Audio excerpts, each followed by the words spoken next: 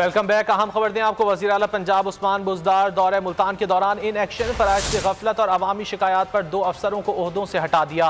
Director Multan development authority Agha Ali Abbas को ओहदे से हटाया गया। Additional SP cantt division Multan Kamran Aamir भी ओहदे से फारिग कर दिए गए। इसी हवाले से बात कर लेते हैं deputy bureau chief Lahore Khawar Abbas से। खावर, आगाह कीजिएगा।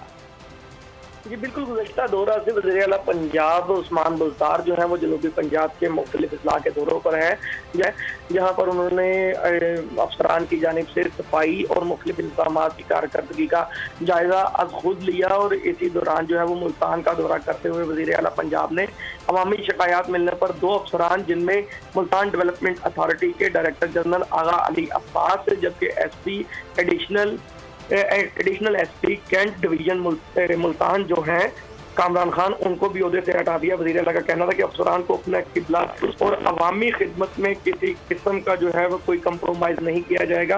अपनी ड्यूटी से जो भी बंदा गफलत बरतेगा उसके खिलाफ फौरी तौर पर एक्शन लिया जाएगा, क्योंकि अवाम को उनकी सहूलियात और खिदमात जो है उनकी दहलीज तक पहुँचाना ही पंजाब हुकूमत और तहरीक इंसाफ का मिशन है।